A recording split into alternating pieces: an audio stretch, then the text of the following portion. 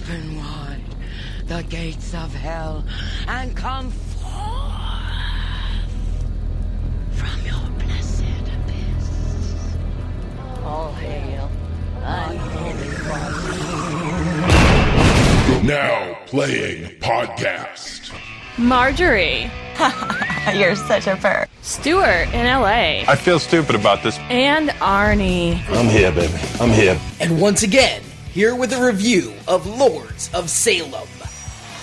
Now playing podcast. Podcast contains harsh language and spoilers.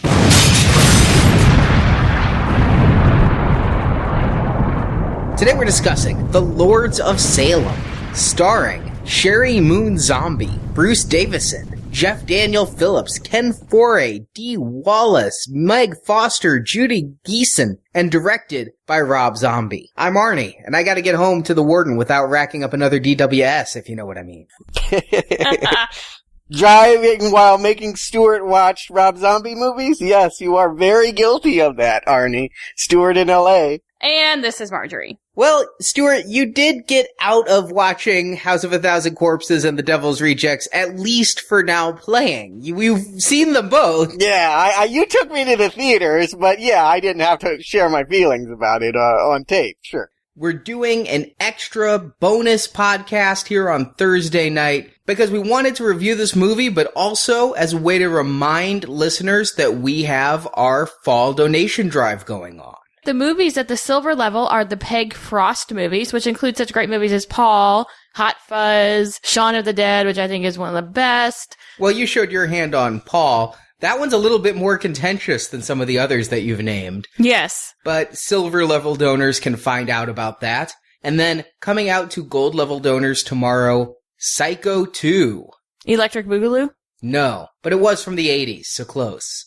These donation drives keep us on the air and allow us to do such bonus things as this Lords of Salem kind of catch-up podcast. Lords of Salem kind of catch-up podcast. Looking at what is reported to be Rob Zombie's last horror film. And since we did all of his other 4 films between the Halloween series, which you were on, Stuart, and the House of a Thousand Corpses series, which you were on, Marjorie, it seemed, why not merge the groups and take a look at this, his latest, and again, according to him, last horror effort. Yeah, it should be said, he didn't even really want to make this movie after Halloween 2. He was looking beyond horror. I happened to do extensive research for this movie because, as you said, Arnie, we're doing catch-up. We were originally going to plan to do this in theaters, and as prep for that, I read the book and did a whole lot of behind-the-scenes research. And yeah, basically, he wanted to make a biker film. That was his dream project. It was going to be some kind of probably like Devil's Rejects, but with more of a action-y vibe to it. And he just couldn't get the funding and just could not find anyone that wants to greenlight a non-horror movie by Rob Zombie. So basically it came down to what the money was available to do. Blumhouse came to him, the makers of Insidious, said, "Hey, Rob, we really want you to make horror, so if you want to make horror, we'll let you do anything you want for $3 million. And I think that was the hook. After Halloween, working with the Akkads where he couldn't do anything that he wanted, Rob Zombie was eager to take anyone up that would let him do whatever he chose to film. And this is something he has to have been sitting with for quite a while. I mean, I am a Rob Zombie fan, both of movies and music, and I picked up his album Educated Horses before we actually saw him live in concert on that tour back in 2006. Marjorie has a story there. I do. I got the bejesus kicked out of me in the mosh pit. There were some brutal people.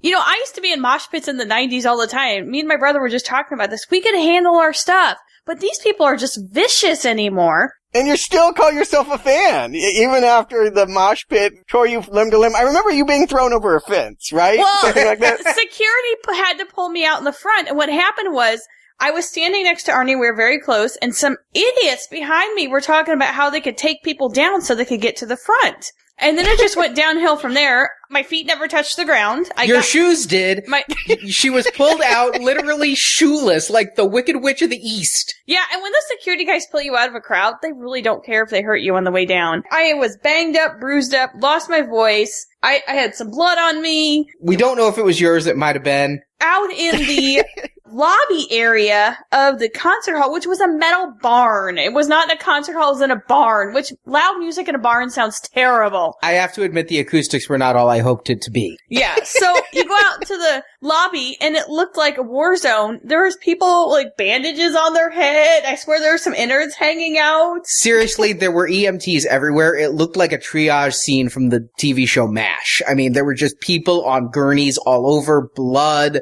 people yelling. I had to get cops involved. Fortunately, she had a second pair of shoes in the car, so I had to get the cops involved to even let me out of the building to go get to the shoes. But I think, honestly, the best part of all of this isn't that we stayed for the finale, which we did. The bitter, bloody end. It was the next day at work. Because I couldn't go to work the next day. I had no voice. I feel like I'd been run over by a truck. Like, I couldn't move. My body was sore, muscles pulled. I had scabs on me from cuts. I had big bruises. I couldn't go to work. So Arnie called in for me, relayed the message to my boss. And my boss, he went to my employees and he said, you know, she's not going to be in today. She got hurt at a Rob Thomas concert. Oh my god, that's hilarious. So my employees were like, what? What? And they were so confused. You'll never be respected in that office again. You might as well quit that day. Ain't nobody gonna listen to anyone that got beat up at Rob Thomas. What was that? Matchbox 20? Was that Yeah. them? Wow. I set the record straight. Yeah, that was her story. But anyway, to bring it back to this movie, which may have hurt just as much as the mosh pit, I might add. My burning curiosity is, did she have a better time at that show than watching this movie? I really can't wait to find out. I don't know. Here's the problem. I know what happened at the concert. I'm still not sure about the movie. Oh, we're gonna get into it. But what both of these had in common was Rob Zombie and the Lords of Salem, because that was a song on that 2006 album. Yeah, it started as a song. Rob doesn't spend a lot of time talking on the commentary of the DVD or interviews or anything, really sharing why he does what he does. I think he is a man that follows his bliss. Ideas pop into his head and you just go with it and you don't question it. You just throw it up here. I do think that it started in a very intangible way, and that Rob Zombie has been quoted as saying this movie just sort of came into being, that he, without much work or writing fortitude or plotting.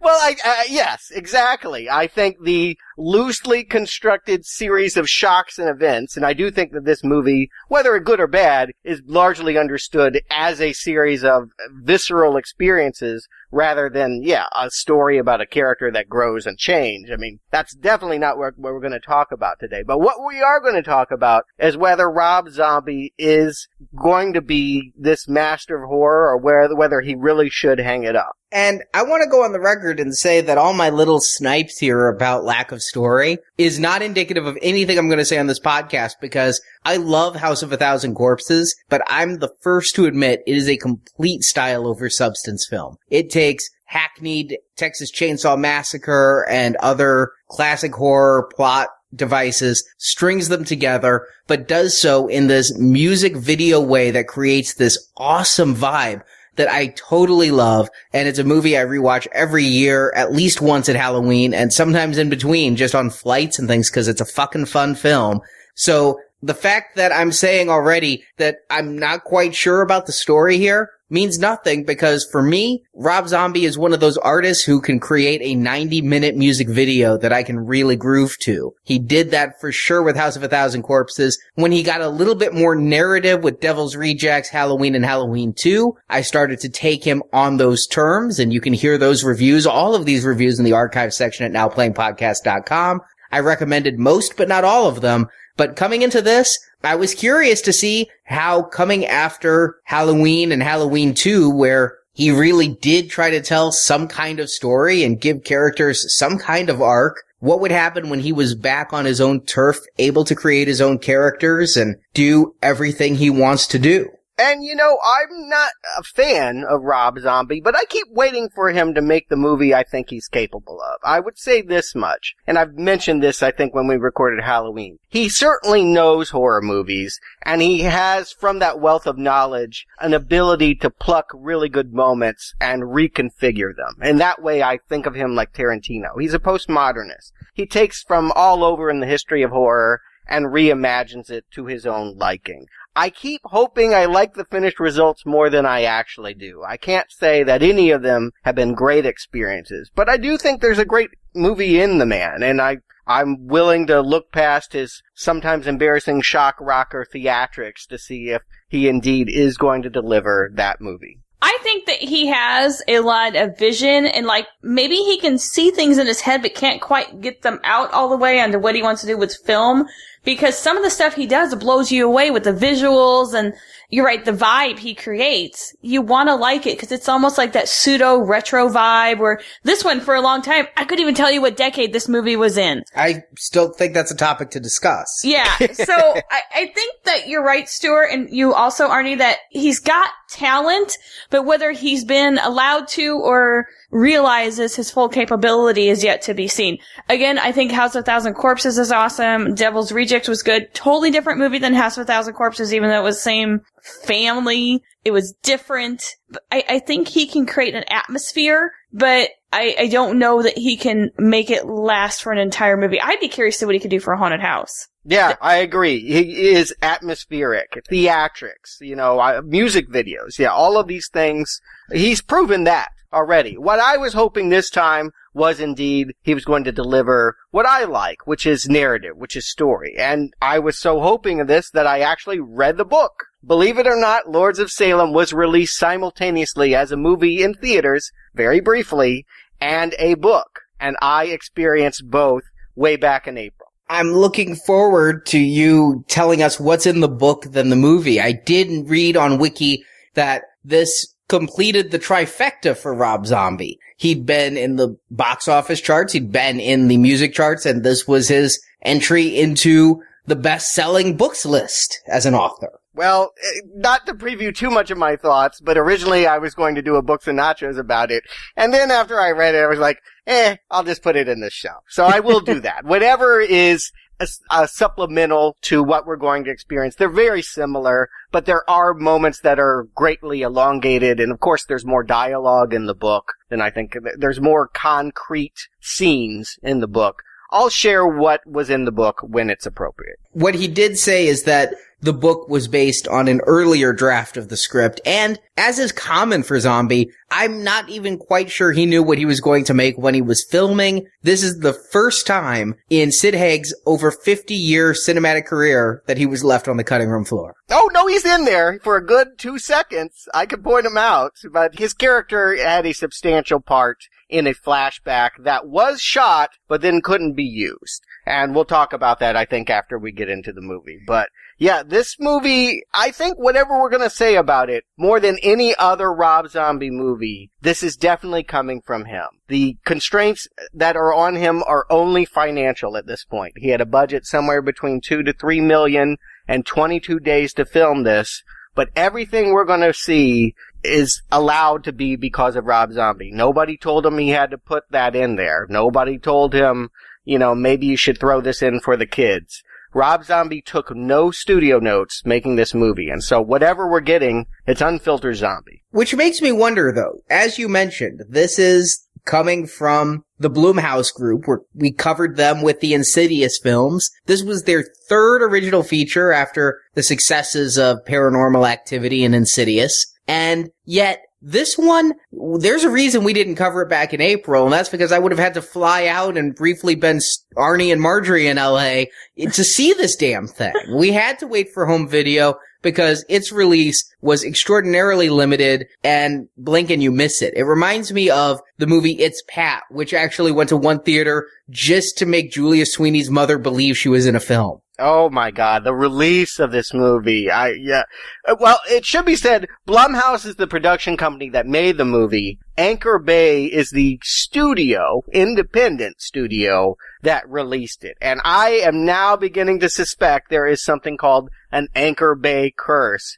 And it always seems to strike, Marjorie. I hate to single you out, but whenever we're doing a show together, man, last time Silent Night, if you remember, I had to drive 40 minutes to get to a theater that was playing it and got there late and had to stay to see the rest of the movie. Man, I had a very similar problem watching Lords of Salem as well. I went midnight screening because I had a very complicated weekend ahead of me. It was the only time I was really going to be able to see the movie. Walked into the theater, was there clearly a horror crowd, biding my time. I'm like, when is this going to start? When is this going to start? I couldn't understand why it was delayed 20 minutes, only to find out I was actually in Evil Dead. I was in the wrong theater, and Lords of Salem was playing in another theater. So I ran, and the joke, of course, is that, oh my God, I'm missing so much plot. But I was like, at least I read the book. I'll be able to catch up because I read the book. And so I got there, I'll tell you when I got there, saw the movie, but it was a midnight showing. I couldn't stay to see the next show. It's like, God bless it. I only have one other opportunity to see this, and I do not want to pay to see this again. Why don't I go see another movie, and I'll just pop in beforehand and see the film? So I did. In its last weekend, I popped into a theater and was like, oh, well, I know it's in theater number 6 now. I'll just go next door and see how it's going. They had switched theaters. Let me guess, Evil Dead again? No, I didn't. It was Wizard of Oz, of all things. Another witch movie. But I was literally, it was a 24-screen theater. I was literally running door to door, being like, is this witches? Is this witches? Is this witches? I still missed the beginning of the movie. I mean, I came in and there were some witch tits flashing. I'm like, all right, well, clearly I'm in the right theater now. But I didn't know how much I had missed then, and I'll be damned, it was gone the next day. So it was hell. It was hell for me in LA to see this film. It did not get much of a release, and yeah, I blame Anchor Bay. I was at least thinking, being Anchor Bay, they'd do what they did with Silent Night. They seem to be king of, we're gonna put it in theaters in LA so we can say it's not a direct-to-video release. But wink, wink, nudge, nudge, say no more. It's on cable, on demand, and home video the exact same day. But this one, they actually waited for. I don't know any of the behind-the-scenes whys other than it did come with the commentary and all that. But it is one we had to wait till the Halloween season to review instead of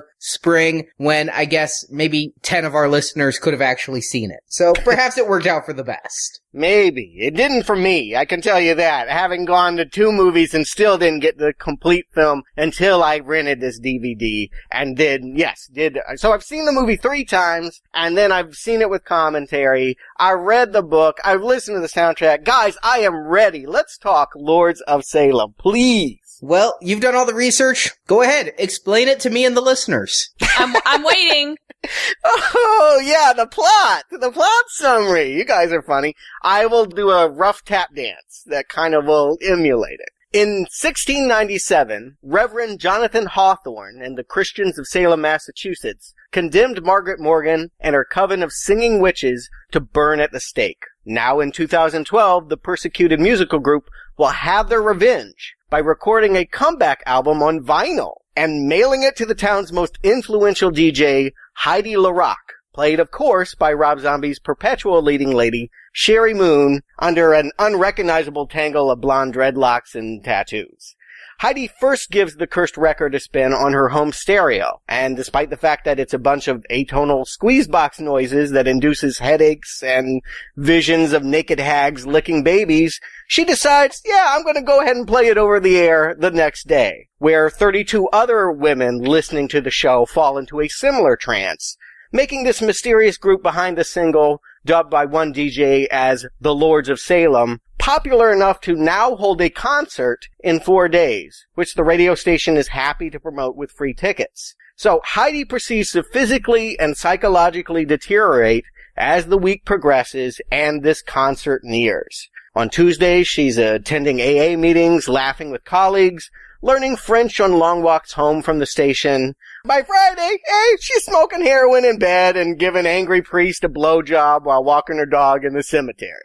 The charred naked ghost of Margaret Morgan has special plans for Heidi, pleading in a vision for the 38-year-old single woman to, quote, bleed them a king. And we eventually learn that Heidi's landlady and her two witchy sisters are conspiring to set this rock chick up on a date with Satan, who's taken up residence down the hall in unrented apartment number 5. Friends try to help. There's Whitey Salvador, another DJ that's been crushing on Heidi. He allows her to stay at his place until she's abducted by faceless Satanists in hospital scrubs. And then there's local historian Francis Matthias, played by Bruce Davison, who finds an ancestral link between Heidi and Reverend Hawthorne and ties the Lords of Salem single to the music the witches were playing back in the 17th century. But Francis is ultimately murdered. The DJs are locked out of the concert hall, and Heidi takes to the stage and gives birth to a squiggling, Cthulhu-like Antichrist as the encore to the Lords of Salem set. The next day, news media reports that the concert's literal captive audience of 32 women committed naked, ritualized suicide, and that Heidi has vanished, presumably along with Rob Zombie's clout, as credits roll. Okay, so I did get it right. Yeah, I guess. What were you confused on? Everything. And nothing. It was a very zen experience. I guess the only thing I would contend was that heroin she was smoking or crack? I just don't know. Well, let's discuss it. Yeah, I agree. You know, Rob Zombie's simple, really. I mean, let's not give him too much credit here. I think that his movies have all existed to punish. All of his stories are trippy, psychedelic. They exist in two worlds, both modern day and, you know, the 70s usually, some kind of grungy past era. I do feel like at the end of the day, it's not what they're about, it's how they make you feel. And I don't think Rob Zombie feels like he's done his job unless he's made you feel kind of gross. I didn't feel that with any of this. I really just felt confusion. I wanted to be scared. I wanted to jump. I mean, again, a great tale of a horror movie for me is if I want to leave the lights on all the way to bed. And House of a Thousand Corpses kind of squeams me out about going down country roads now and stopping and talking to country bumpkins when we're out. But I didn't find any scary or gross in this movie whatsoever. But I think this is a different type of horror film. If House of a Thousand Corpses was his throwback to Texas Chainsaw Massacre, this was his throwback to The Omen and Rosemary's Baby and that kind of psychological suspense horror where the point isn't to make you jump, the point is to skeeve you out and make you fear the devil. Yeah, I think it's two movies at one, and both of them were in vogue in the 60s and 70s. One is, yeah, that kind of devil baby, you're pregnant with something awful kind of thing that, yeah, Rosemary's Baby, The Omen, what have you. I also think we've just got to deal with the fact that it's about witches. And maybe part of the problem, the uphill battle, certainly for me, is witches, I've never seen them successfully done on screen unless you go back to The Wizard of Oz. I mean, truly, are witches scary? Have they ever been scary? It's quite an undertaking to say you're going to frame it around this whole story. I mean, if we're to understand anything about the battle that's going on here, it's the fact that there's these Christians that founded the village versus these musical witches who, as I said in the plot summary, are, I guess, plotting a comeback. Well, if you want to look at, movies about witches, we did cover Silent Night, Deadly Night, Initiation. Yes, which not only is a Christmas movie, but yes, is all about, Wiccan, lesbian, evil. Which I actually saw some ties to this movie with, truthfully. The old lady lesbian witch cult and the neophyte who they're impregnating and gives birth to some squiggling thing. Tell me there's not parallels. Yeah, there's a worm in there. I mean, you know what? Rob Zombie knows horror movies, and he loves Z-grade horror movies. I'm sure he's seen that movie. And whether it was in his thoughts, I cannot say. He does not admit to it, but I wouldn't doubt that it was an influence. As far as scary witches, the only one I can go to is Blair Witch, which in its theatrical release did get a good jump out of me. When it comes to scary witches, really the only one I can think of that ever got a jump out of me was Blair Witch. When I saw that as theatrical, I just have to say that all the screaming and jerky camera really did get to me, but I can't think of any other ones. Bed knobs and broomsticks and things like that, not so much. I really don't find witches scary. I didn't find these witches scary. I found them slightly fascinating because there were these weird, naked, old, wrinkly ladies with a pet goat who sat around a campfire singing awful songs. But I just don't think witches have the scare power maybe they did in, let's say, like 1860? I mean, you give Shakespeare, those witches from Macbeth are fucking frightening. But yeah, in modern cinema, I can't think of too much. Did Bewitched ruin it for us? Some of it is that, yeah, witches are campy. We think of the green skin, Technicolor, Wizard of Oz. We think of TV, Charmed, and, I think that the conception has been taken back to being Wiccan as opposed to witches. There is a big difference, and it's something I learned a lot about. I actually was on vacation this summer and stopped by Salem, and I did a lot more research than I think Rob Zombie did as far as what this is all about. I mean, are you driving around with a coexist bumper sticker now? I'm not, but I do want to just put it out there. Among the many things that Rob Zombie gets wrong here is that the town of Salem that he set his story was not where the Salem witch trials happened. So, oops, you got the wrong location.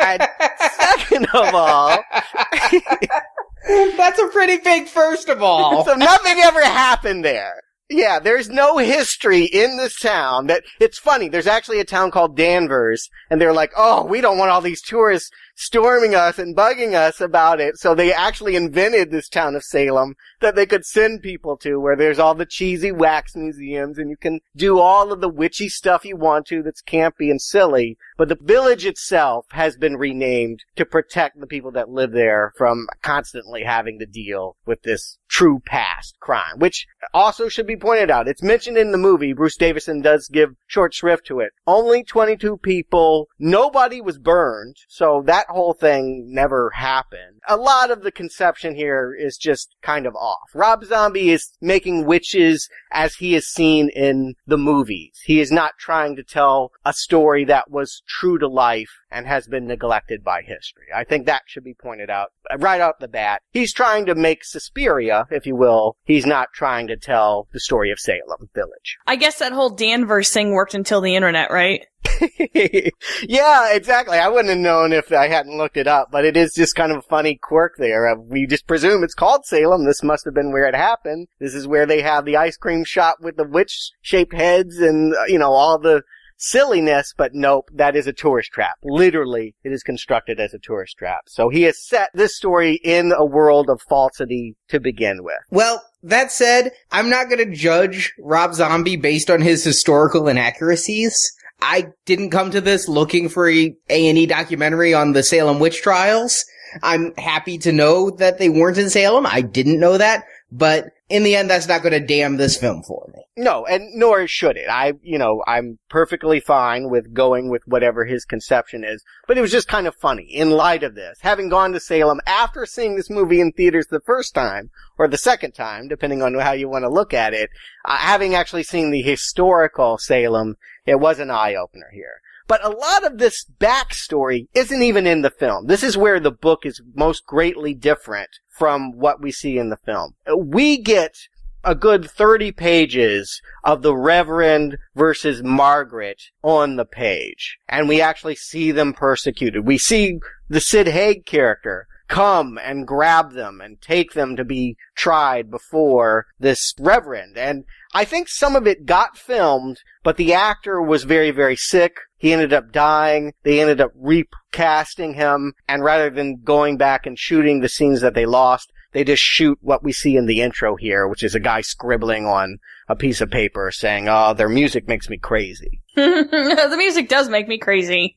I liked the music that this starts off on, this low thrumming bass. Watching it in the home theater with a couple of subwoofers going, it makes your fillings rattle. It's definitely got a Rob Zombie feel to that music, even if it is a little bit atonal. And this opening scene with, all the naked hags and the goat and the fire, I'm gonna give Rob Zombie some credit right up front, because he's Rob fucking Zombie. I'm sure if he wanted a cadre of sexy witches, he could have found some groupies at his concert and say, all right, you're all gonna be naked in my movie and you're all gonna get SAG cards. And literally? Well, yeah, they would have had... Oh, these women got their SAG cards, all right. They are proudly showing their SAG card. Yeah, exactly. I want to just say, I guess kudos for showing what I would imagine real nudist colonies to be like, rather than the sexy Playboy Mansion videos that are popularized in pornography. Yes, clearly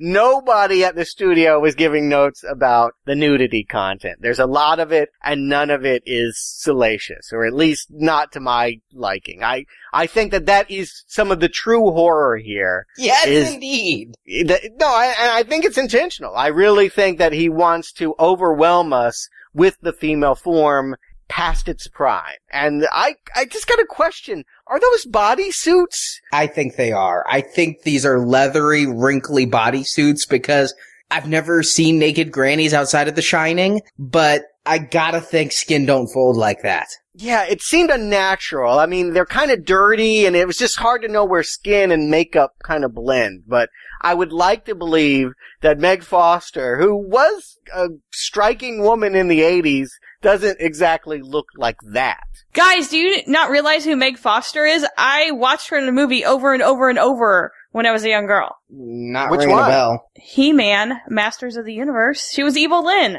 Oh, I didn't know her from that. She's in They Live as well. She has these striking eyes. She has does. The craziest eyes ever. She was in a production of The Scarlet Letter that we watched in English class, and even though it was hideous, I've never forgotten her eyes. Yeah, she is scary. It's great casting, actually. And this cast is filled with people that you used to sort of know. And actually, Arnie, we saw her just about a month ago at Flashback Weekend at the horror convention. Remember when we got to the hotel on a Friday night and there's this really old, haggard-looking lady with blue eyes just wandering confused by the elevators? Yes. That was Meg Foster! Because I saw her later the next day on the convention floor looking just as confused. She was super duper skinny, so I'm thinking she wasn't wearing a body sock based on the wrinkles that I'm seeing on her face and neck. I think that the way they were able to get away with a lot of this nudity is, I do believe, especially in the case of the old ganky nasty witches from the 1600s, those are suits. Those are body socks. It just didn't move real. It didn't reflect real. It didn't come off as real. If that's real, Marjorie, we're gonna have some problems in about 30 years. All hail plastic surgery. Yeah, if that's what's gonna happen to my body, can we start saving up now? Because I don't want it to look like that. I do think those are some sort of body socks or something, because it just looked like somebody wadded up some tissue paper and threw it in the corner. I want to say I think it's a mixture, though. I do definitely think some of it was real nudity. The ones who are just off on the sides, the ones who you see wiggle and jiggle, I think those are real. I think that the primary ones, the lead ones who we give the focus to, I think those are overly grotesque suits. Yeah, I think whenever they take center stage, later Margaret appears in a vision in a hallway, and we're just looking at her for a long period of time. It was long enough for me to really study and be like, no, that can't be. It's not bad. I mean, the fact that we're debating it is at least a testament to they make it grotesque enough, but I do think that they've used some makeup manipulation here to make the women's bodies even more horrific. I feel real bad for that goat, because he had to look at that shit. That poor goat's, scarred for his little goat life. Oh, he was the happiest one on set, apparently. Rob Zombie. In the commentary, he doesn't really talk about why he does anything, but he does talk extensively about how hard it is for him to do the things that he envisions. And he was talking about how the goat was much easier to work with than the women because of the cold. Not because they weren't game for his vision, but because they were filming basically in the middle of the night, very cold temperatures in nothing, or practically nothing, and it was just very difficult. At one point, people were fainting and passing out and going into hypothermia. I would not do that for scale. Just saying. But we do start here in the 1600s with this witch ritual But then we jump forward to, and yeah, I do want to ask, is this present day? Yes. Are you sure? Yes, 100%. They have cell phones. Absolutely. They have cell phones, and the big thing that we noticed was the cars had the little satellite divots on it, but they also have DJs who work at radio stations. At night. Zoo crews. Very confusing. I've never heard of a nighttime zoo crew, for one thing.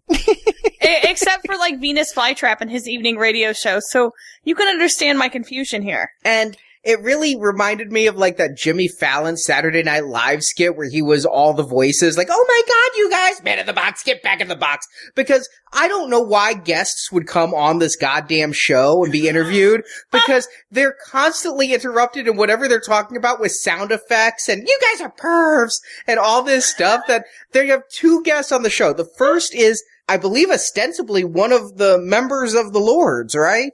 No, it's not. Although it's confusing. I agree. It creates confusion by having this character in such close proximity to the discovery of the vinyl in the box. But no, his name's Count Gorgon, and he's part of Leviathan the Fleeing Serpent is the name of the band. They have a music video that they kind of play very, very briefly, and it's Rob Zombie and this guy kind of just doing death metal. Okay, so when he's sitting there and talking about hailing Satan and all that, he's not involved in the witchy plot.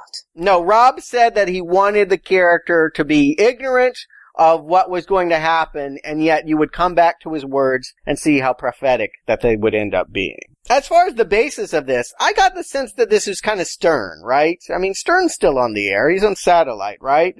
Sheri Moon's Robin Quivers, right? She's just the kind of token chick that sits back and watches the boys be crude. I'm not a Stern fan, but to my knowledge, what little of Stern I've heard was when they broadcast his radio stuff on television, like late night on E, and it wasn't a zoo crew with all the boing sound effects and everything else that was going on here. This felt like those morning DJs you want to hunt down with a sawed-off shotgun. And I don't know why they'd be on at night, and I don't know why a book author, ostensibly a smart one, would ever want to be interviewed there. Are book sales that shitty? See, I was trying to figure out their format of this radio station. I don't get it. Were they hard rock? They played Rush? What the hell? This is really what made me think it was a period piece. When they step outside, there's a giant banner on the side of the building. Jay Giles Band. Yeah, Jay Giles Band. I can only presume that Rob Zombie's a big fan of their theme to Fright Night.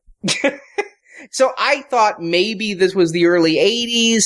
I never necessarily saw cell phones. I saw portable phones. I didn't know if maybe they were cordless. I never saw anyone make a call on the street. Yeah, I definitely took it to mean that it was the current day, 2012. I mean, they're on the internet, for Christ's sake, to get the information. They're definitely using modern technology, but because it's Rob Zombie, the characters that he likes to feature are people with a fetish for the past. You know, just because we have digital downloads doesn't mean that she wouldn't have a record player, that she wouldn't cherish a piece of vinyl coming in a mysterious box. I get the sense that they're an odd bunch, that they play what they want, they do what they want, and it's been successful enough, it's niche enough that they've built an audience. Sheri Moon-Zombie back again, 5 for 5. He kills her, and she still comes back in Halloween 2. Here she is again. I'm gonna go out there as a person who loved her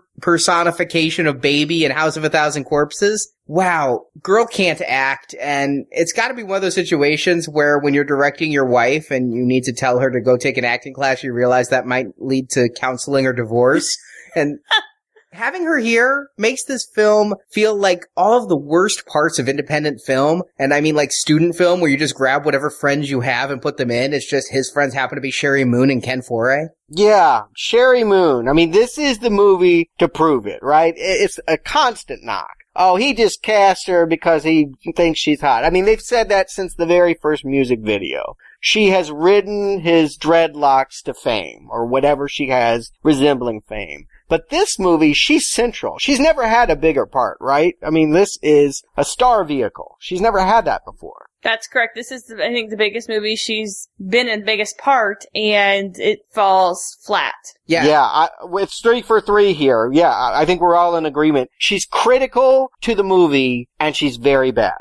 Yeah, she cannot emote. I don't like anything they've done with her character. I don't get the dreads. I'm guessing she just has them.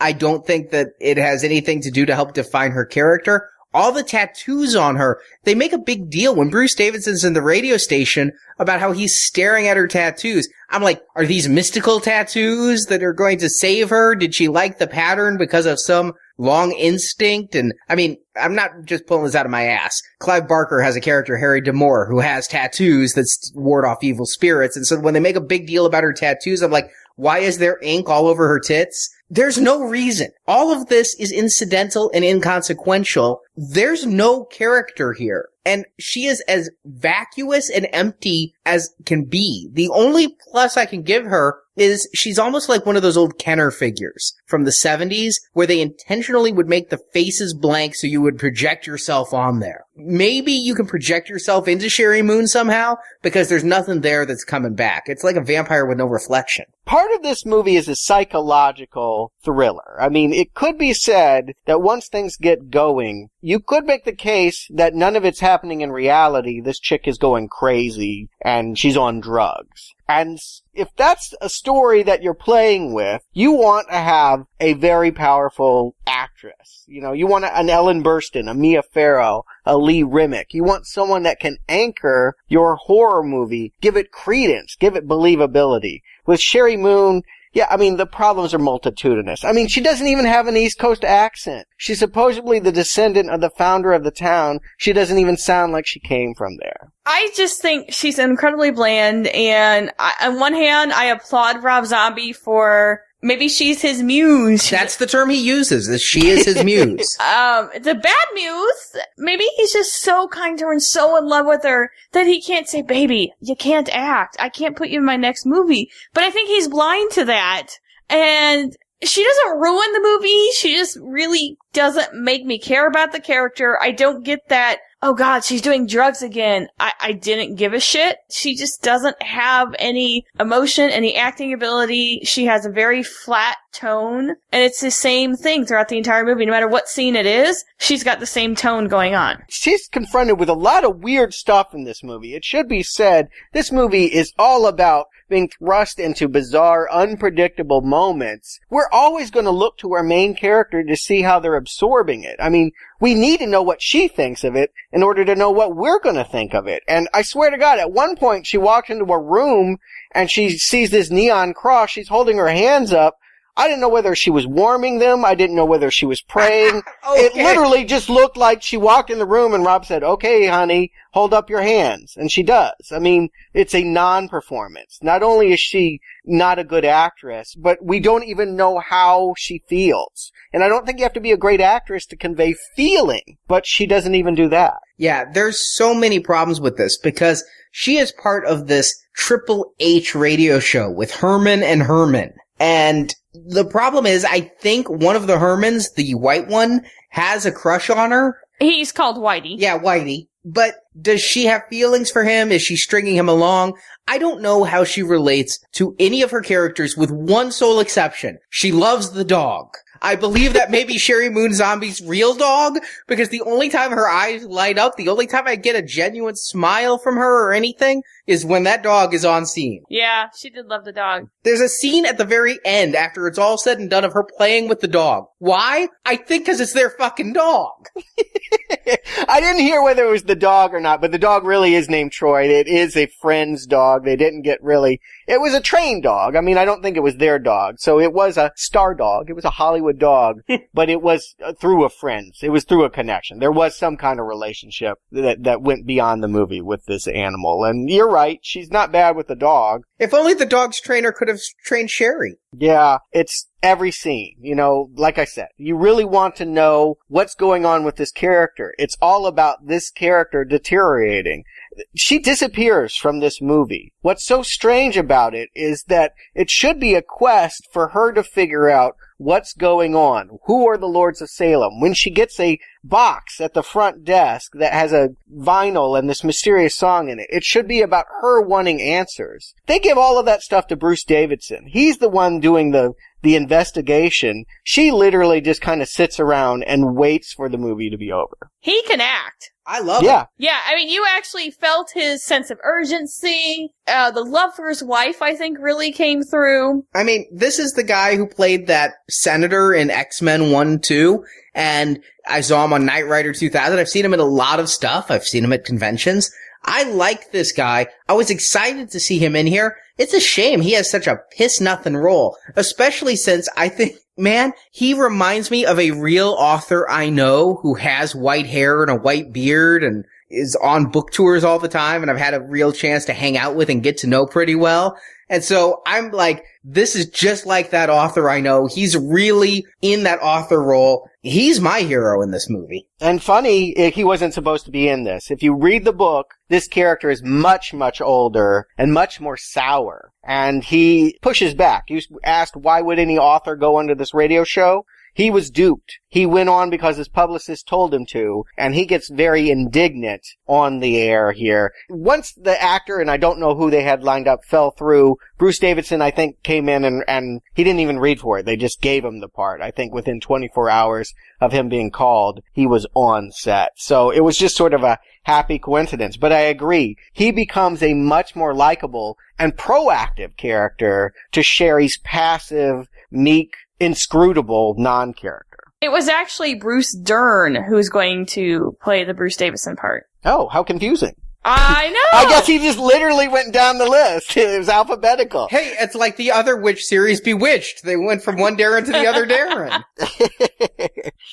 But, yeah, so therein lies another problem with this movie, is that everything is hinging on Sheri, but in fact the character that we like is a supporting character that was rewritten. And to me, it doesn't really make a whole lot of sense that he would be doing the investigative work because he wrote a book about Salem. He's supposed to be the expert. He should be the character that she goes to get answers. But for whatever reason, Sheri Moon does not have any curiosity about what's befalling her. She gets a record. It sounds weird, but does she want to know where it came from? Does she want to know why it makes her get headaches and have visions of witches licking battery-powered babies? Does she have any curiosity at all?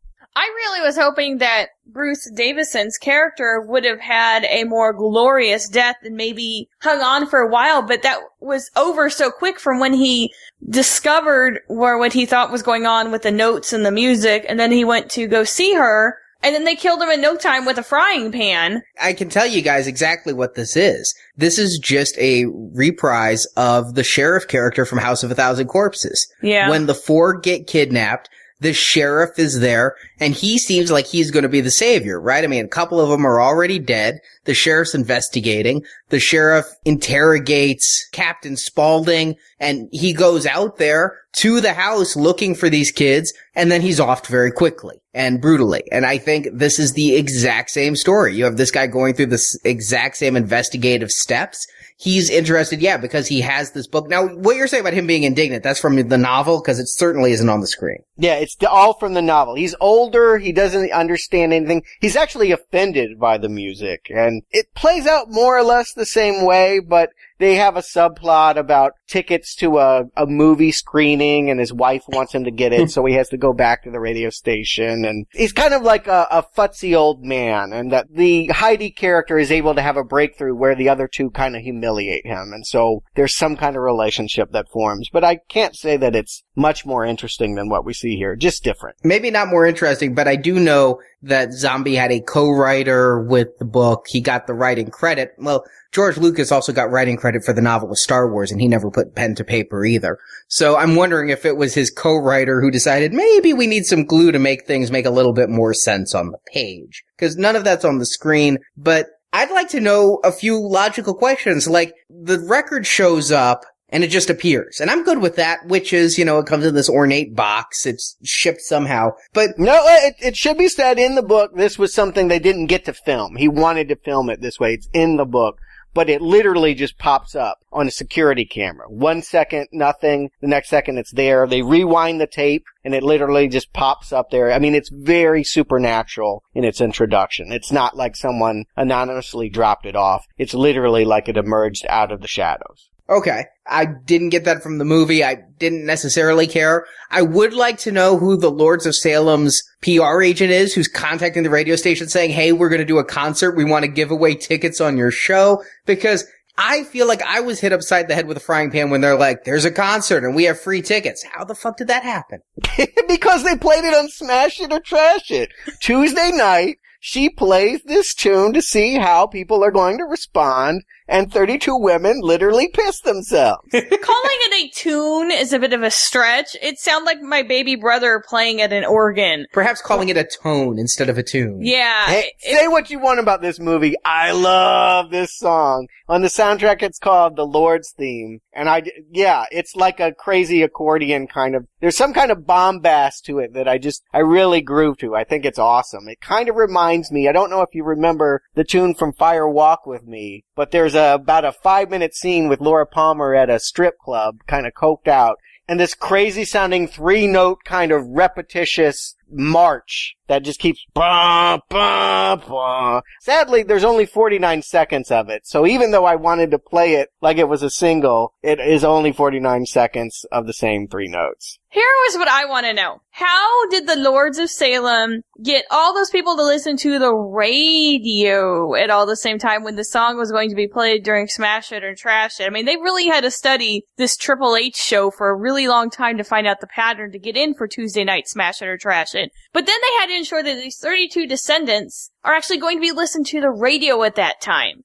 It's on at work. I think that's all that we're supposed to understand. These women work at bars, they work at bike shops, they work in... But it's nighttime. It is a nighttime show, so they're all working the night shift, and they're all the legacy people of the Salem witches. Yes, that makes no sense. Yeah, that these people founded the town, and the best they can do for themselves is, night shift bike shop.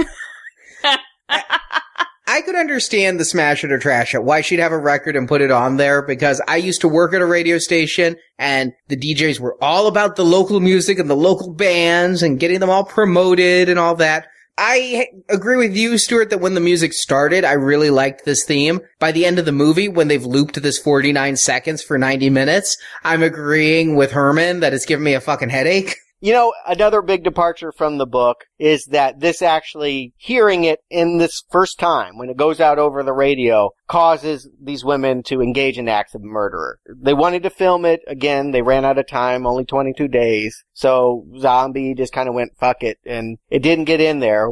Maybe this movie is rather light on kills. Maybe it would have helped the film to have some killing here. But what you would have seen is after these women peed themselves, stopped in their tracks, they started picking up power tools and cutlery. One went into the bedroom and carved up her boyfriend after it drove her to have incredible sex.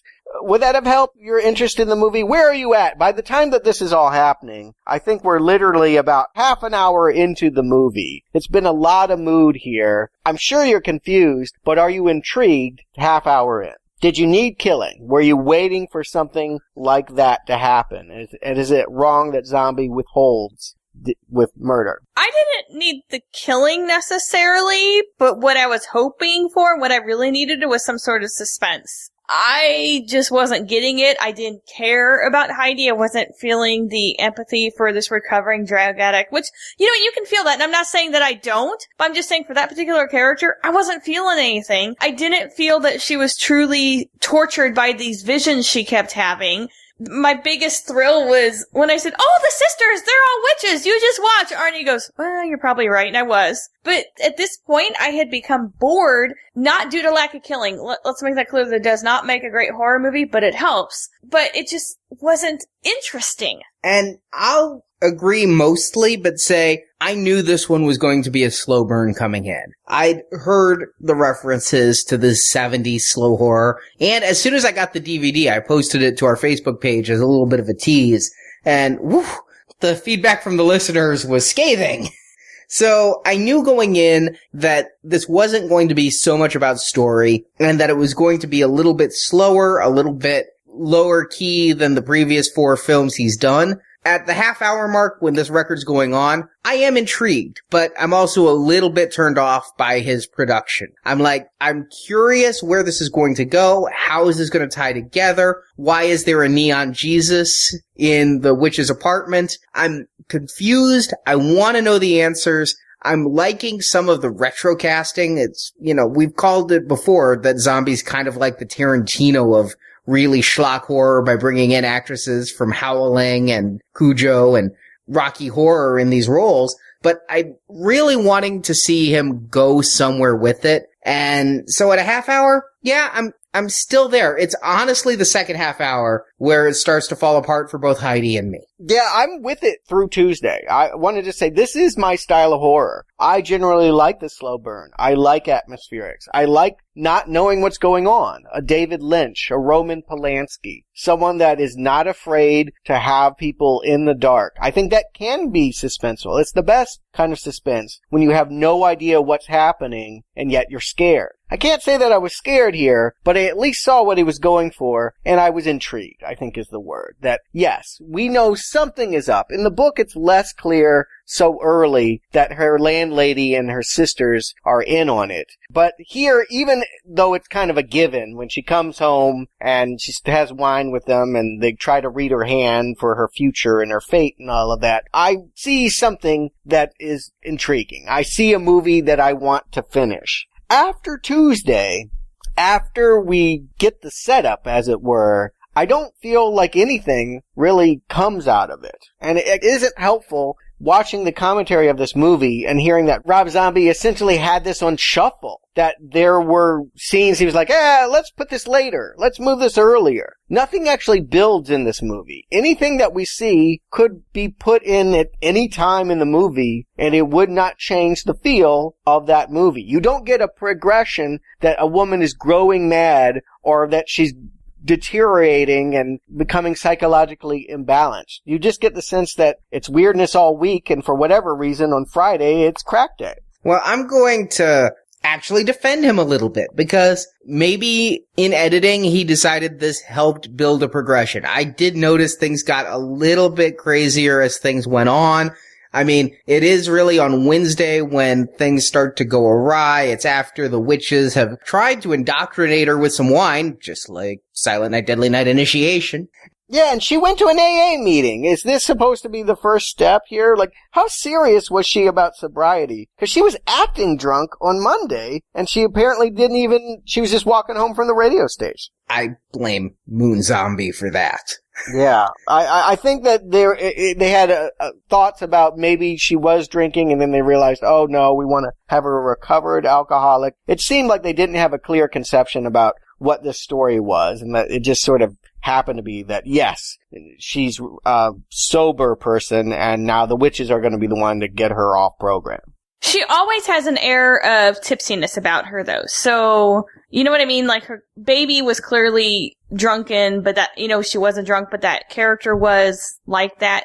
So I think Sheri Moon-Zombie's acting ability is slight drunkenness. I'm gonna go out on a limb and say that addiction is the thesis of this film. I think Zombie has a message, and that message is that the demon in the bottle or the demon in the needle will kill you. And I think that what we see here is her descent into Satan Baby is paralleled by her descent back into drugs. It's a really loose thread, but one of the last lines we hear is some preacher saying, if we lose our battle with temptation and choose to ride upon the goat, we will be awash of the burning rivers of the dead, the rotting flesh of the damned will rot our nostrils.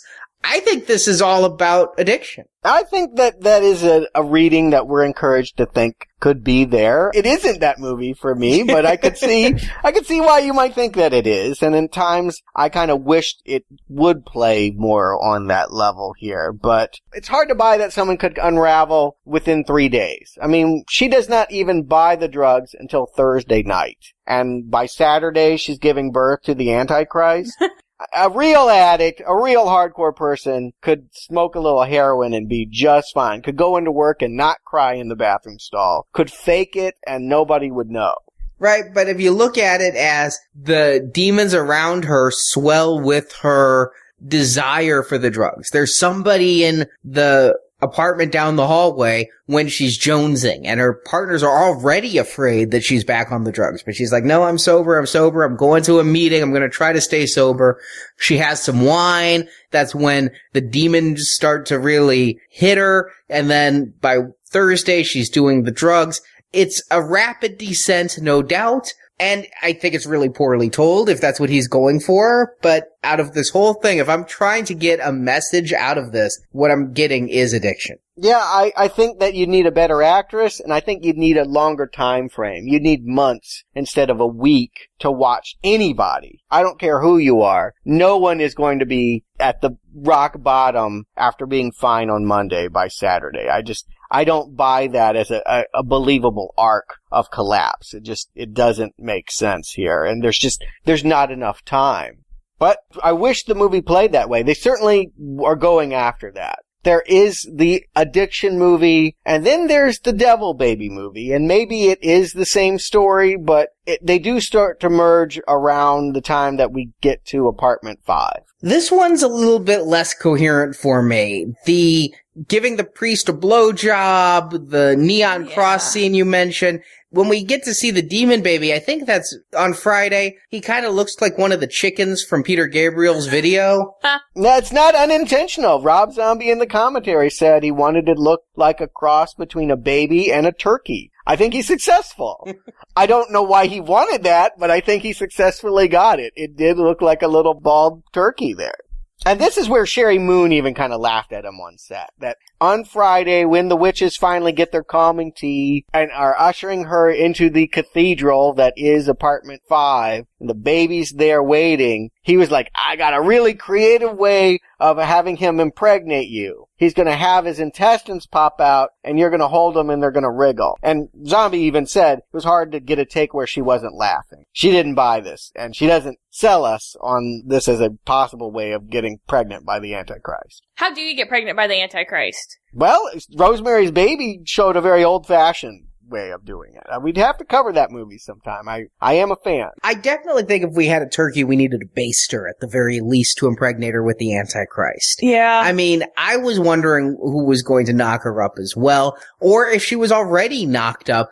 But in truth, what I get from this, from her very last vision, where she comes out on stage and there's the 32 naked bodies, and they've dolled her up like an evil Virgin Mary, I think this is an immaculate conception. Yeah, he didn't want to do a sex scene. I think that is very evident. By making the choice of having it being this small creature that never gets that close to her, I don't know, what is he going for? Is it okay that we're laughing? I saw this in the theater, and I'm telling you, everyone wanted to take it seriously, but you could hear the derision. You could feel the audience turn. That when the witches put her back to bed, they tuck her in, and then the little baby walks up and just kind of stands there at the bedside. There were snickers.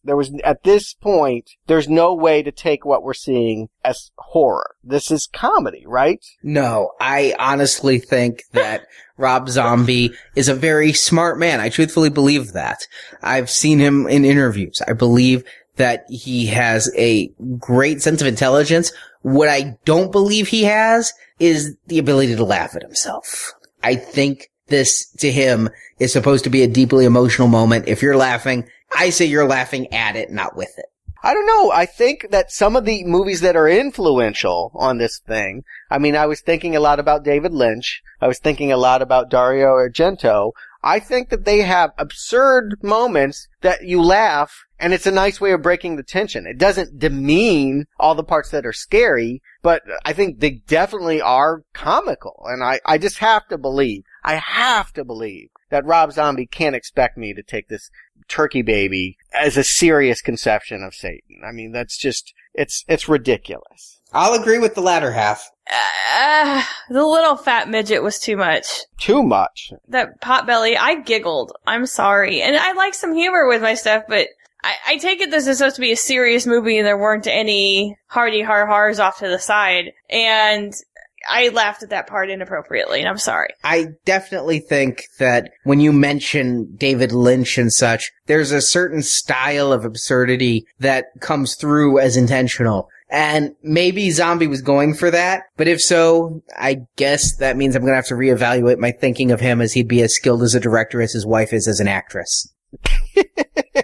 Well, I do think this is going to be a referendum on whether Rob Zombie, he embodies horror. God knows that whole shtick has been a success for him. He legally changed his last name to fucking Zombie. Yeah, as a rock image, he's carried it. But does he make movies? Is he a film director? I really do feel like for the first 30 minutes, I was going with it. I wasn't going to say it was a perfect movie, but I felt like, yeah, I like what you like, and I'm going to nod my head to it. It's like a cover band. They're playing a song I really like, but at this point, there's distortion, there's feedback. I don't think that person knows how to play the guitar. A lot of problems now that we're getting into Thursday, Friday. Just a lot of things that feel disconnected. That there's no escalation. I mean, how many shots of dollying down that hall are they going to throw at us? How many, old movie footage clips are they going to throw in for no reason? I just feel like Zombie is experimenting about what works and what doesn't, and then has no filter to edit. He needs a really strong editor if he's going to do all of this crazy shit. I'm going to go out there and say, based on what you've said, I think very heavily that he not only didn't get the shots of the peeing women killing their boyfriends, but that there's a lot more footage that was left cut. Because there's moments where Ken Foree is starting to get upset and wondering what's going on with Heidi. I haven't seen her miss her work. I haven't seen her do anything flakier than usual. She's acting the same to me on Thursday as she was on Monday, but everybody's pissed off. I'm not getting a lot of the stuff here. When she goes into the concert at the end and locks them outside, I'm more confused about what happened. And at first, I took it as when you see these characters, there's a lot of over-talk dialogue with music and sound effects in the background. You're not supposed to hear every word, but by the end, there's no characters here anywhere other than Bruce Davison, who got killed with a frying pan. Yeah, agreed. And that's not a knock against the movies in general. I mean, yes, I'm someone that likes story and narrative, and movies are always better when we're invested in the people that are experiencing the horror. I like to identify with victims, but strangeness works for me too. If you're doing something original and fresh, I'm going with it. The problem is, all the stuff feels really recycled, particularly of Kubrick. That's what I couldn't get over, is how many... We're going to be covering The Shining very, very soon here, and everything from the fetishizing of the naked old women to those hallway pans, the cathedral, the tone, everything about this movie feels like he desperately would love for you to mistake this for Eyes Wide Shut meets The Shining. I can see the 70s style, where it's slow, the long drawn-out scenes, and the characters do fall flat. Whitey and Herman. At the end, where she locks them out, I kind of felt like that whole part was glossed over. And it just seemed like, all of a sudden, like, oh, hey, she is in there all by herself now having a devil baby. It would seem very abrupt. I'd like to know why only women took the free concert tickets. And only the 32 women that were descendants. Nobody had nothing else to do in Salem on a Saturday night? Yeah, that's what doesn't really make any sense, is why are the only descendants female? I get that maybe the record has a certain reaction to women, if you're going to go with the conception that witches are strictly women, there are no warlocks, they're all women, and that this is their music, this gets them to go pagan again. I'll go with that. But yeah, why is the entire town only women? I mean, that doesn't really make any sense. Well, I think there were descendants that were men, but men can't be witches. So only the descendants of the witches were the ones called. Yeah, perhaps that's it. I think in the book it's grander, but I think you'd be surprised at how little fleshed out it is there. That this is largely the same thing, whether you go to the original story, which is I think what the book is, what he wanted to film, or what's up on screen. It's vague. It's intentionally supposed to be weird. I mean, Zombie said that. Nobody was going to let him make this movie. This was his one chance. If he was going to get a total pass to do whatever he wanted, he was going to take full advantage of that by being completely off the wall, non-linear, and provoking the audience with a story that does not come together. I think it's by design that we're left confused. But is that a good design? Marjorie Stewart, are you going to trash or smash Lords of Salem? Marjorie. Trash. I loved Rob Zombie's remake of Halloween, which to me is a sacred classic. I think he did a really great job. Halloween 2, I go back and forth on it. I can kind of see its genius, and other times, like, yeah, there's really not any there. I think he's a smart man, and I wonder if he just doesn't have his vision complete as to how he wants to embody it. Like, he might have all these great ideas swirling around in his head, but getting them onto the big screen is not working out. But I'm very curious because his next movie is a sports movie. Theoretically, he was also supposed to do The Blob. We'll see what happens now that this has actually come out. You think you'll get another movie? I don't. Stuart. It's not as bad as Halloween 2. I mean, that's the biggest compliment that I can give it, which is remarkably similar. If you take Michael Myers out of that movie, it was also a weird, nonlinear story about a woman going crazy. And I think that this is better. Partly because he's just working with materials that I find more intriguing. I like the vibe. I like Rosemary's Baby, The Omen, Kubrick. These are things that I really love. So seeing someone emulate that, I'm cool with it. But the witch movie that I most think about when I watch this movie is Wizard of Oz, and specifically The Man Behind the Curtain. Rob Zombie's exposed at this point. He is not a storyteller. He has no stories to tell. He is someone that can only play other people's material. And I think that that is awesome for an epic music video. God knows this would rival Thriller for greatest horror rock video if you cut this down to the 15 minutes that it should probably be. It would be cool. You know, DJ gets crazy record, goes off the deep end, turns into Star-Eyed Babe. I mean, I think that's Ozzy Shot in the Dark. If you've ever seen that music video, I think that's literally, I think this is a bigger budget version of Ozzy Osbourne's Shot in the Dark. But Shot in the Dark is not a movie. This is not a movie. At feature length, it is a chore to sit through. And any goodwill that he's built up about being a stylish, atmospheric, mood maker, it's totally exposed at this point. It's embarrassing at this point. I hope that this is Rob Zombie's last movie in the horror genre, because I think that he's done everything that he can do, and it's just not enough. Not recommend for the movie or the book. I'm going to go 3 for 3 on the not recommend. I admire him for what he tried to do. And like you, Stuart, I'll give this film the first half hour. And I like some of the weird fucking imagery. When she gives birth to that Cthulhu baby, as you called it, great name for it, by the way, I was going with it. The blowjob for the priest dream sequence, okay. Worse than Halloween 2. Oh, I'm so torn on that one because it's not as ugly as Halloween 2. It's not as repugnant as Halloween 2. I went back and I did a review for the Facebook page of the director's cut of Halloween 2, which is his vision. The only one he'll have released on Blu-ray. The format of choice for movie lovers is his director's cut, which makes every character even more toxic and unlikable and nauseating. At least Halloween 2 isn't boring. That's true. It's not. It's ugly and gross, but not boring. And yeah, this one does really, really drag. And at a almost 110-minute running time, man, I really had to struggle to maintain my attention because it just doesn't have the music to keep you going with that rock video vibe. It doesn't have the performances to make you give a shit about the characters. At times, I was really confused, like, what's with the turkey baby? And honestly, I think he picked a poor topic. When you have people going, praise Satan, overthrow Jesus, that just feels more than dated to me. It feels lacking of gravitas and understanding. If you're going to make a movie that's about people overthrowing religion, you need to subvert religion in some way more than having an evil immaculate conception. I am going to say it's worse than Halloween 2. Wow. I'm going to say it's his worst film to date. I'm going to say he started with what I consider his best and has kind of gone downhill from there. But that doesn't mean I don't want him to make a film again. I just don't want anyone to ever give him Final Cut again. I don't want him to have total creative control. I like his vision. I like his instinct.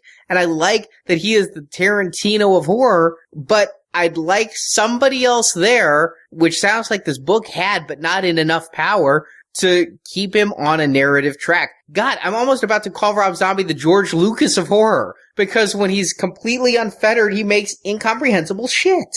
I think that was what he wanted to do. I mean, I really do think he knew he was making something that was going to piss off potentially a segment of his fan base. I mean, that was what he was relishing, was the fact that they'll never let me do this again, and so let me try it. Let me try to make non-narrative filmmaking and see how it goes. The answer? Not very well. I think that, again, he's got some style choices that probably would work out if you had someone else doing the writing and directing, or maybe guiding him towards something comprehensible. Because one thing that was great about House of a Thousand Corpses and Devil's Rejects is a lot of the imagery. And how about the music that was in Devil's Rejects with the little band that got killed in the hotel, the old people? That was great.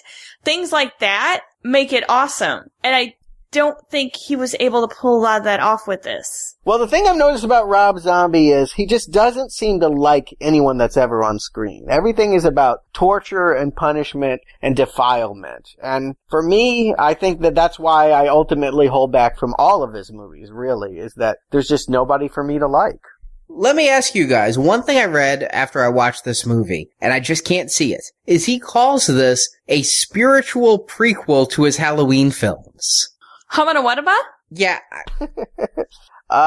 Maybe. I see a real connection to Halloween 2 in the way that Laurie Strode went crazy to this going crazy. I mean, I guess if you want to say that the witches are the white horse of this movie, then yeah, I guess they are very similar. But I just feel like the influences are very different because he does not have to make a formula slasher movie. He didn't feel pressure to kill anybody, really, until the end. And so, it's a weirdly bloodless thriller.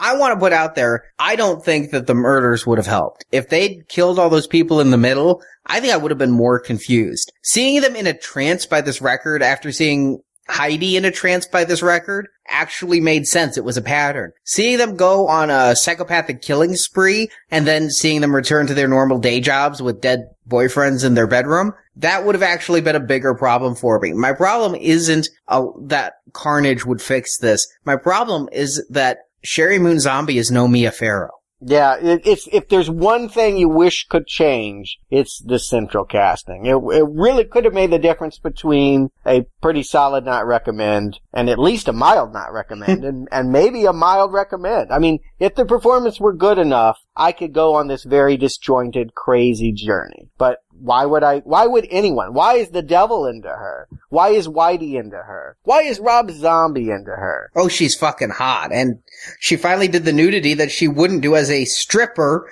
in Halloween. She was really skinny, like way too skinny in this role, though. Yeah, I don't think this is a glamour.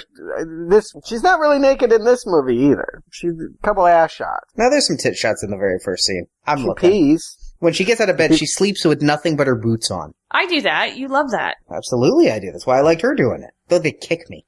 Well, we didn't enjoy this, but how did we feel about another Blumhouse film? Head to our archives. We recently reviewed Insidious 2 in theaters and also Insidious 1. You can find those in the archives at nowplayingpodcast.com. And really, if you enjoy any of the shows we put out, if you enjoyed this deconstruction of a film that exists to resist being deconstructed, or our discussions of Insidious, the Riddick films, any of the films we do, we encourage you to support our show with donations. We have no sponsors or advertisers. We rely on listeners like you to keep this show going, pay for our bandwidth, pay for everything that we have, the tickets to see Lords of Salem thrice. And right now, we reward donors. We're having our fall donation drive. We're reviewing the Psycho films. All 6 of them, from the Hitchcock original through the Gus Van Sant remake, including the TV movie Bates Motel, not the new A&E series. No, we go to NBC, folks.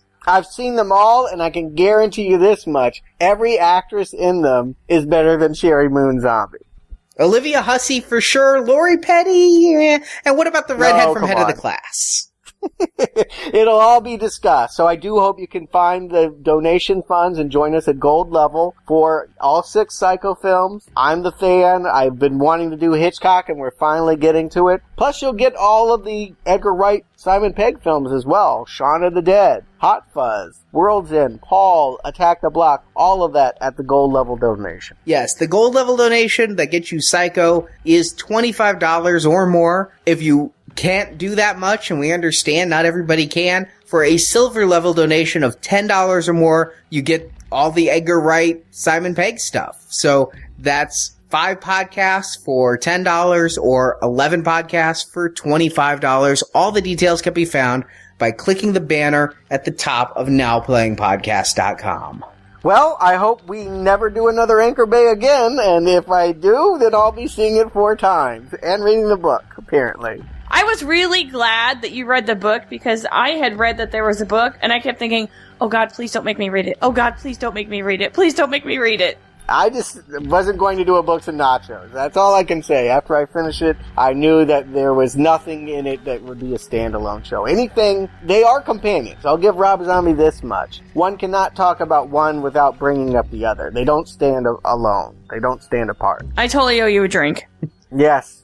Make it 3. Yes, I concur. Perhaps more than 1 or 2 or 3. So we will be back this coming Tuesday on Totally Free Tuesday with the Stephen King Carrie series. So until next time, we are not the crying sheep of God. We are the Mighty Podcast.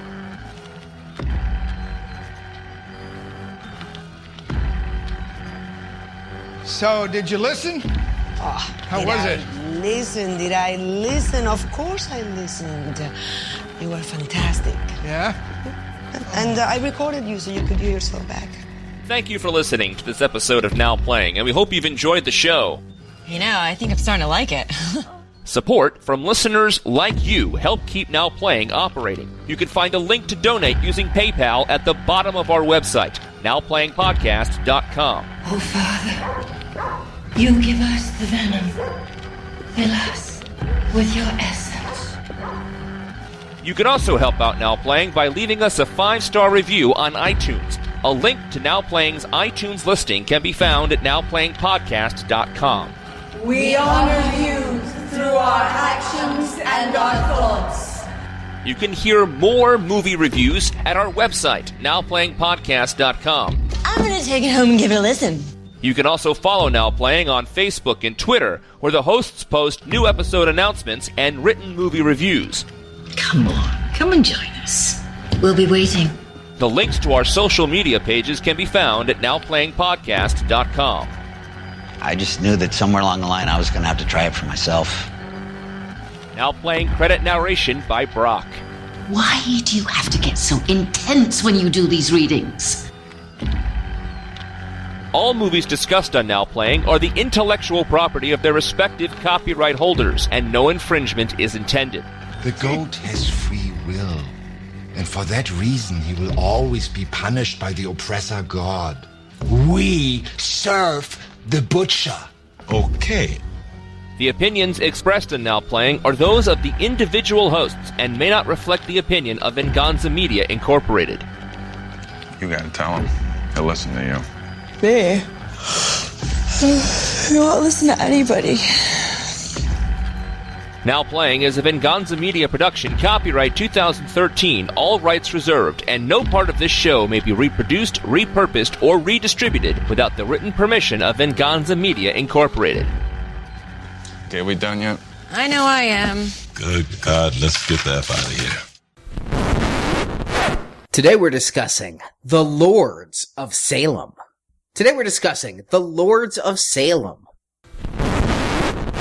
And so whatever we're getting, it's unfiltered zombie. So, Sorry, unfiltered zombie sounds really gross, like perhaps it's some kind of home brew or something. Well, yes, one wonders if you should consult your doctor before consuming, yes. By Friday, yeah, she's smoking heroin in bed and giving Priest a blowjob while walking her dog in the cemetery. She's gone to seed, really, within a matter of days. You want to say cemetery?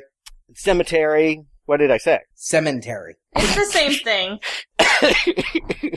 So why don't you just actually start over at least with the word cemetery? By Friday. In its theatrical release, did get a good jump out of me. Alright, What's that cute little sound? It's like a Bewitched thing. Are you wriggling your nose? With this witch ritual, say that 5 times fast. And this crazy sounding, excuse me, hold on.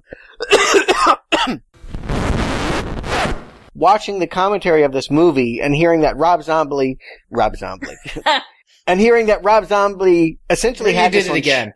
No, I did. Yeah, you did. All right. My mom thought I was an Antichrist when she was pregnant with me because that movie was big around the time she got pregnant. And I think we have yet to prove her wrong. yeah, so I grew up having to hear how my mother was concerned I would be the Antichrist, and that movie scared the hell out of her, literally. But how did we feel about another, what was it, Bloomberg? Not Bloomberg. Blumhouse. Blumhouse. I almost said Brohim. Broham. So until next time, we are not the crying sheep of God. We are the mighty podcast. I have no clue what the fuck that means. Yeah, I kind of remember something like that. There was a lot of talk about the goat. Everybody mumbled, and then they had that. I know. I did turn on the closed captioning. Did it help? Because there was, she kept saying, blah, blah, blah, king. I was like, lead us a king? Bleed us and then? I was like, no, bleed us a king. I was like, oh, okay, well that semi-makes sense. Yeah, it's because she kept doing that weird, like, reflection in her voice, and you couldn't understand it. And cackling and, Yeah, I don't know. But the joke, of course, is every little thing that you do learn never gets you any closer to understanding it anyway, so. No. It is what it is. They're marvelously uncomplicated at the end of the day. So if we ever meet Rob Zombie, any of us, we have to ask him, Lords of Salem, what the fuck? He has no answers. Yeah, he doesn't. Yeah. He doesn't. He did. It's exactly what it appears to be. Now playing podcast. Whoa. Sorry, I think I owe you a new needle.